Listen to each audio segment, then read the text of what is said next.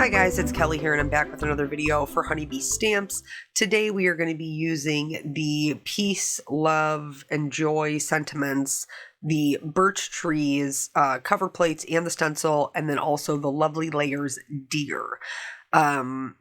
So I had this kind of vision in my head when I first got the deer, how cute they would look with these birch trees, and I love the birch trees. Like every year since they have come out, I use these birch trees in the winter, and I still am not tired of them. I think they're fantastic.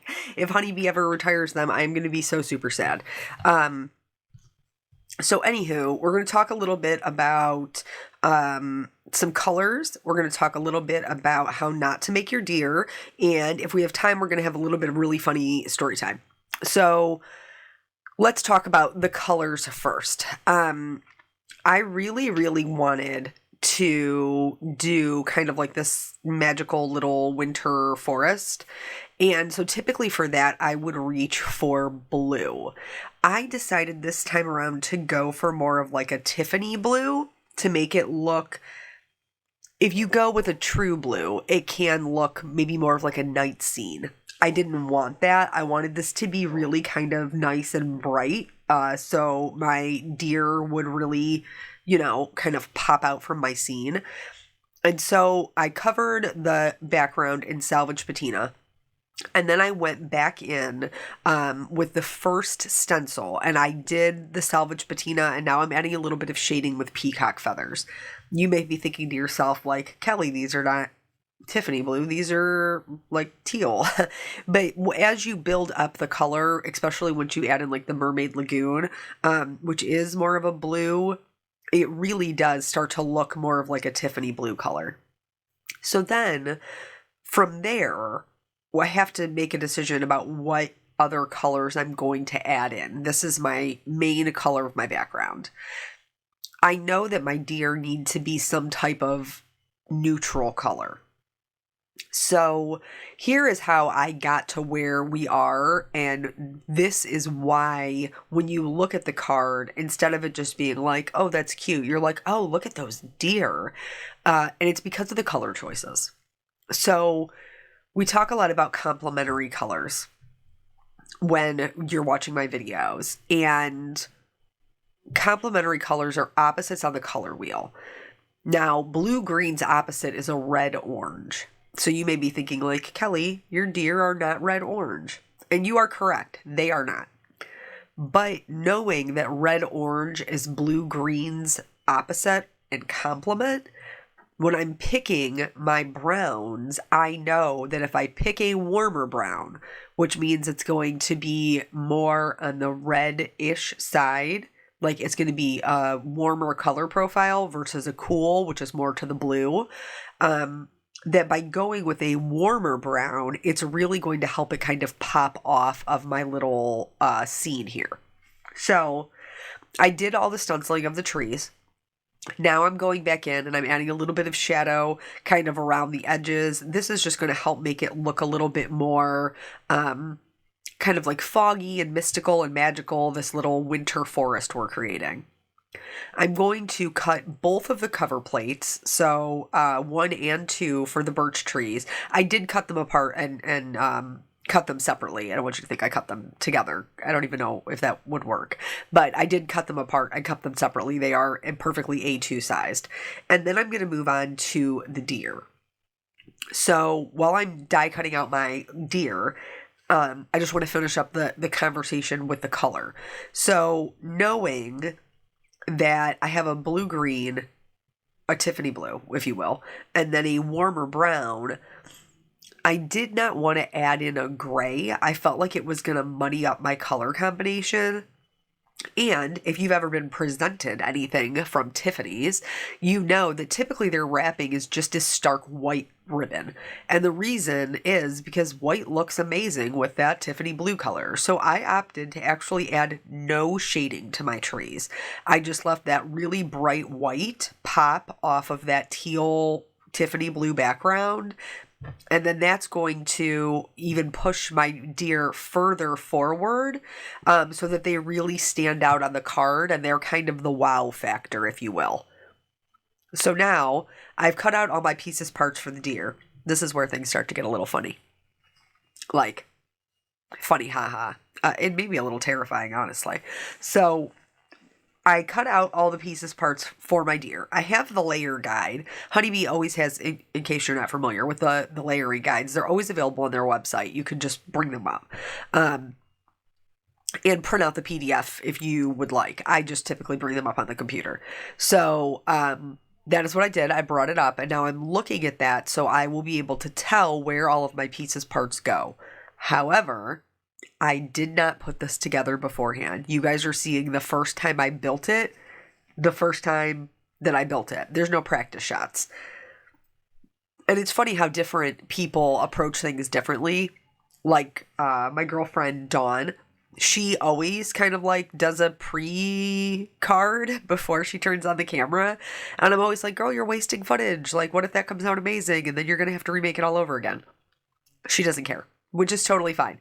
I just make it on camera and then I get what I get. And this time it was terrifying. So when I was looking at the deer, you know, I can see, because lovely layers are so well done, you know, they emboss all of those pieces as they're die cutting them. So I can see where the leg needs to be, where the chest is going to be in front of the body, like all those things. Also, something to know, there is a die for the hooves. I chose not to cut it out. You guys already know that smaller die cuts are a challenge for me. I wasn't going to add to my personal struggle by also cutting out the hooves. I just colored them in black right on the deer and it was totally fine.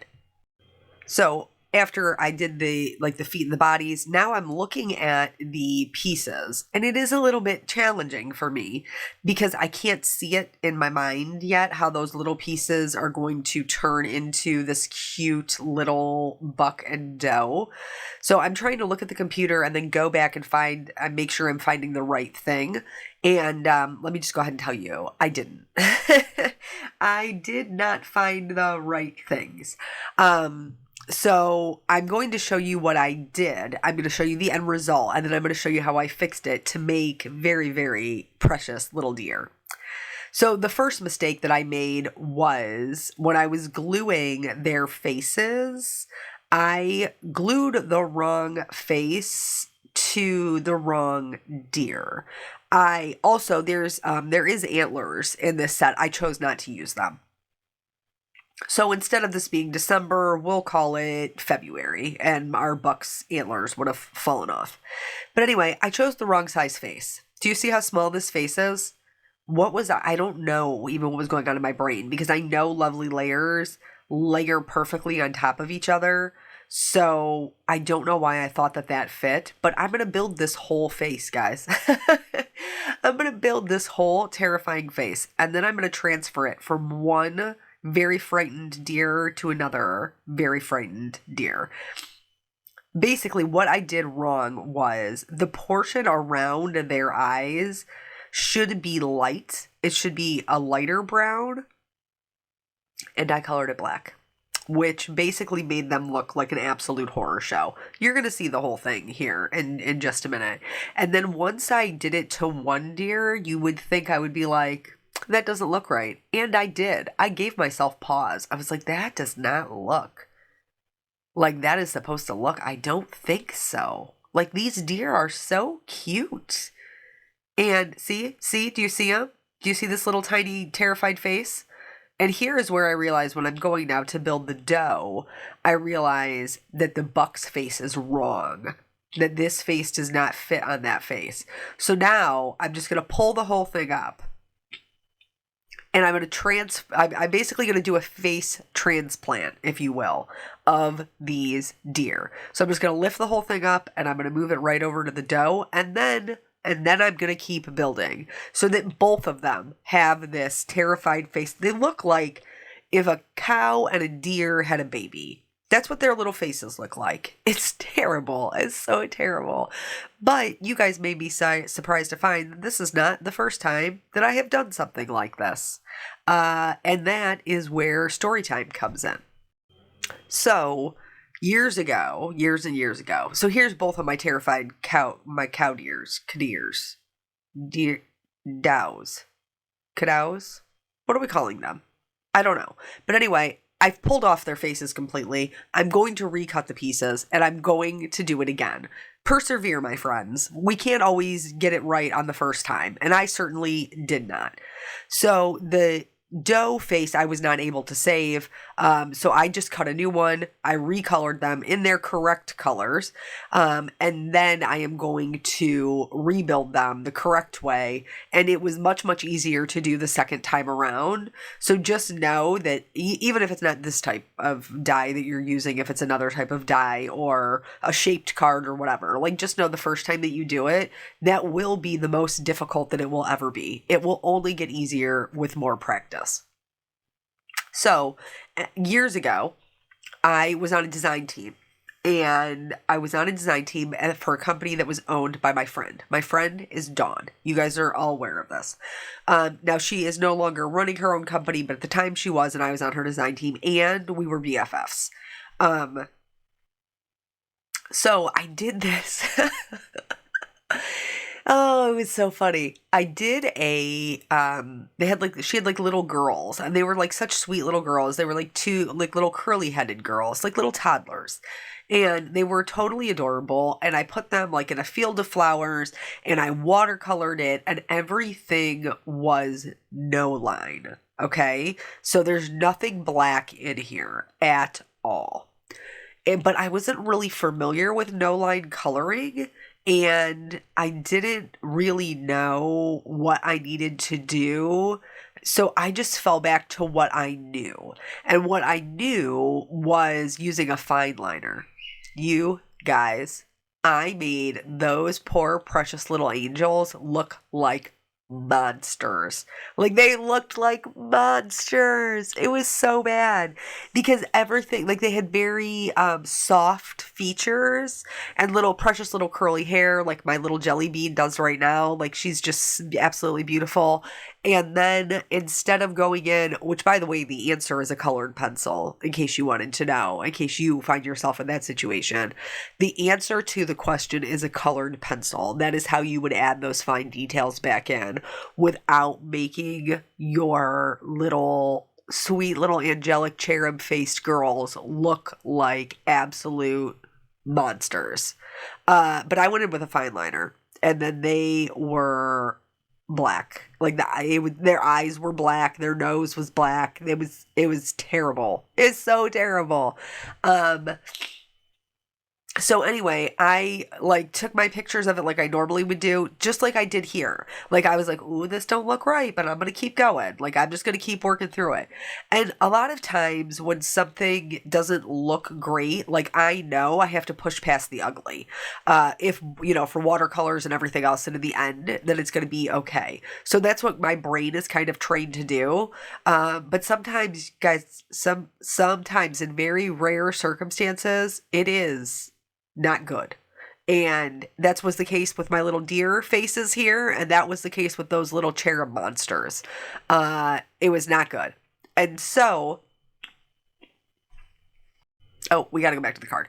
So here what I'm doing is, now I have my deer done. I love them. They look totally adorable, so much better, and exactly what I was expecting to get out of the beautiful, lovely Layers series. But I wanted them to have a little bit of ground. So I'm just going in, drawing some little snow slopes. I'm going to trim those out, erase the pencil lines, and then I didn't even add any shading. Like when I say that I wanted the contrast, like I wanted that stark contrast, I really did. So I left everything pure white, and then you could see that beautiful Tiffany blue, and it just pushes those deer so far forward with those warm kind of chocolatey browns. I love this card. It's a super simple card, but I love the way that it came out. Like look at those deer. They're like, bam, hello, out here in this beautiful snow. So I am going to erase that, and then I am going to add some snow into the background with some spatters, and I'm just going to build it up layer by layer so that I'm not putting too much snow over my little deer. I also did the sentiment in white, but heat embossed in gold. Gold works really well with the Tiffany blue, also with the warm brown. So that was just I don't know, a pretty much not a choice for me. Like it was chosen already. And I chose to do the Wishing You Joy. But the peace one would be great for this type of scene because it's super like serene. Any of them would be great. This is a great sentiment set. So anyway, back to the story. The funny part, obviously, like the little cherub monsters I've created are not, that part is funny in and of itself.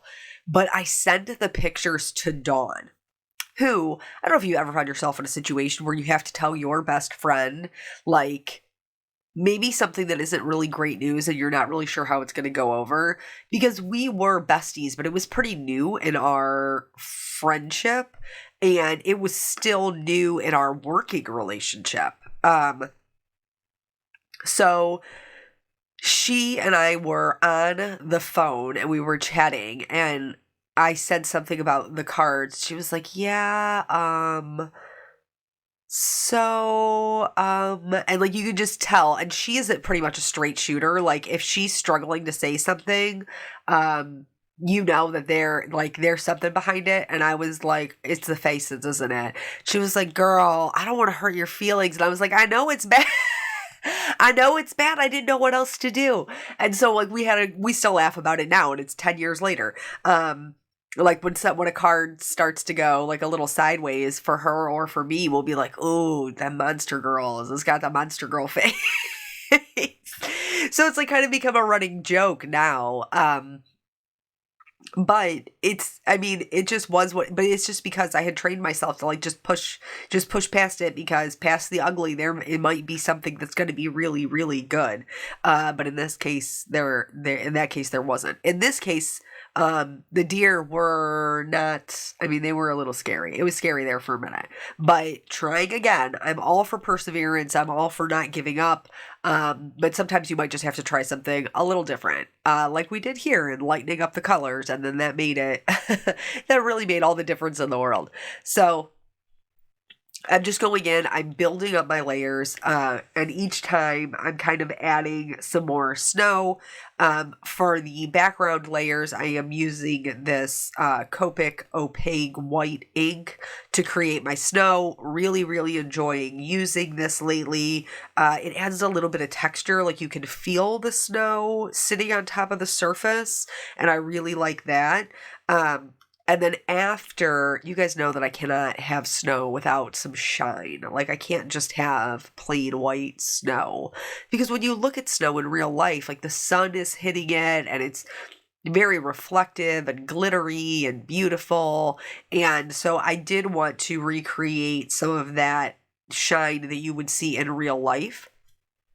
So after I get this last little birch tree on, and I thought it was super cute, like the little doe's kind of like peeking out behind one of the trees where the buck is like up front and center.